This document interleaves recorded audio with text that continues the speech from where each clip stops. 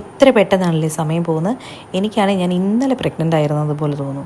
എന്തായാലും നമ്മുടെ ബേബീസ് വന്നു കേട്ടോ. നമ്മൾ ഹോസ്പിറ്റലിൽ 10-12 ദിവസം കിടന്നു. അതിനുശേഷം നമ്മൾ വീട്ടിൽ വന്നു. എൻ്റെ മിഡ് വൈഫ് അപ്പോയിൻമെൻറ്റൊക്കെ കഴിഞ്ഞു. ഹെൽത്ത് വിസിറ്ററും വന്നു.